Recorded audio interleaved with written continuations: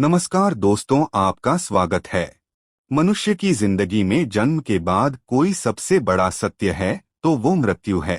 साधु, संत, राजा हो या फकीर, जिस किसी ने भी इस मृत्यु लोक में जन्म लिया है उसे एक न एक दिन इसे छोड़कर जाना ही होगा। इसे जो लोग सत्य समझते हैं वो मृत्यु के बाद मोक्ष पाने की अभिलाषा रखते हैं। ऐसे लोग अपने जीते जीते पुण्य कर्म करते ही है, बल्कि मरने के बाद भी कुछ कर्म ऐसे होते हैं जो अगर मृतक के परिवार के सदस्यों द्वारा विधि पूर्वक किए जाए तो मृतक की आत्मा को मुक्ति मिलती है। और दोस्तों, इन्हीं कर्मों में से एक है अंतिम समय की जाने वाली कपाल क्रिया, जिसमें चिता में जल रहे शव के सिर पर 3 बार डंडा मारा जाता है। लेकिन क्या आप जानते हैं कि ऐसा क्यों किया जाता है और चिता में शव के सिर पर डंडा मारने का हमारे ग्रंथों में क्या महत्व बताया गया है, आज हम जानने वाले हैं। तो चलिए दोस्तों जानते हैं। उससे पहले दोस्तों, वीडियो को लाइक करें और चैनल को सब्सक्राइब नहीं किया है तो इसे सब्सक्राइब करके बेल प्रेस करना न भूले। दोस्तों, गरुड़ पुराण के धर्म कांड में मृत्यु के बाद की जाने वाले कर्मों से जुड़ी बहुत सी मान्यताओं का वर्णन किया गया है। इसी अध्याय में शव के कपाल पर प्रहार करने की प्रक्रिया से जुड़ी विभिन्न धार्मिक तथ्यों का व्याख्यान किया गया है। गरुड़ पुराण में मनुष्य के अंतिम संस्कार को लेकर एक निश्चित विधि विधान का वर्णन मिलता है, जिसका पालन हिंदू धर्म के किसी भी व्यक्ति के अंतिम संस्कार के समय होता ही है। गरुड़ पुराण के अनुसार मृत्यु के पश्चात अंतिम संस्कार के समय शव को मुख आग्नि देने के बाद बांस के डंडे पर एक लोटा बांधकर शव के सिर पर घी डाला जाता है। और ऐसा इसलिए किया जाता है ताकि अग्निदाह के समय शव का सिर अच्छे से जल सके। इसके पीछे का एक कारण ये भी है कि मनुष्य की सिर की हड्डी बाकी अंगों की अपेक्षा ज्यादा मजबूत होती है, इसीलिए उसे अच्छे से अग्नि में नष्ट करने के उद्देश्य से ही शव की खोपड़ी पर घी डाला जाता है।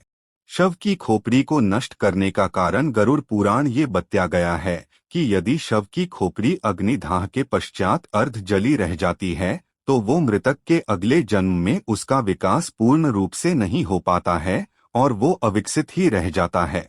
इसके अलावा एक धारणा ये भी है कि अगर कपाल क्रिया नहीं की जाए तो मृतक के प्राण पूर्ण रूप से स्वतंत्र नहीं होते और उसके नए जन्म के मार्ग में बाधा उत्पन्न होती है।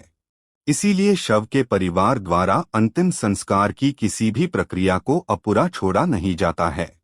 विभिन्न धर्मों में मनुष्य के अंतिम संस्कार से जुड़ी अलग अलग मान्यताएं और विधि विधान है। जैसे कि इस्लाम धर्म में मृत्यु के बाद शव को जलाया नहीं जाता बल्कि दफनाया जाता है, जबकि हिंदू धर्म में मृतक के शव को जलाने की मान्यता है, जिसमें महिलाओं और बच्चों के अंतिम संस्कार को लेकर अलग अलग मान्यताओं का वर्णन मिलता है। दोस्तों, प्रचलित मान्यताओं के अनुसार सिर में ब्रह्मादेव का वास होता है, इसीलिए शरीर को पूर्ण रूप से मुक्ति प्रदान करने के लिए कपाल क्रिया की जाती है, जिसके लिए मस्तिष्क में स्थित ब्रह्मरेंद्र नाड़ी को पूर्ण रूप से विलीन होना आवश्यक है। इसीलिए कपाल क्रिया को अंतिम संस्कार की प्रक्रिया में महानता दी गई है। इसके अतिरिक्त आपने ये भी सुना होगा, कुछ अघोरी और तांत्रिक कपाल का उपयोग अपनी तंत्र विद्या और सिद्धियां प्राप्त करने के लिए करते हैं। यदि ऐसा उनके प्रियजन के कपाल के साथ हो जाए तो मृत्यु के बाद मृतक के लिए मोक्ष प्राप्ति की प्रक्रिया असंभव हो जाएगी। इस कारण भी कपाल क्रिया करना आवश्यक हो जाता है। कपाल क्रिया को समझने के लिए हमें शरीर और इसमें मौजूद 7 चक्रों से जुड़े पहलू को जानना भी आवश्यक है, जिसमें मूलाधार, स्वाधिष्ठान, मणिपुर, अनाहत, विशुद्धि, आज्ञा और सहस्त्रार चक्र शामिल है। इनमें से सहस्त्रार चक्र को कपाल क्रिया से सीधा जुड़ा हुआ माना जा सकता है।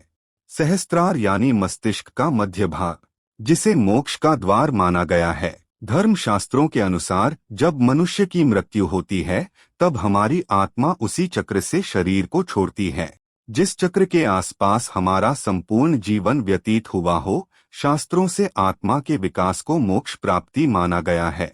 शरीर से जब आत्मा निकलती है तो वो कभी कभार वो मस्तिष्क को फोड़कर निकलती है। यदि अगर किसी व्यक्ति की मृत्यु के बाद अपने आप मस्तिष्क फट जाए तो ऐसे व्यक्ति मोक्ष को प्राप्त कर लेते हैं। तो दोस्तों, उम्मीद करता हूँ आपको यह जानकारी पसंद आई होगी। अगर आई है तो इसे लाइक करें, साथ ही चैनल को सब्सक्राइब करें। धन्यवाद।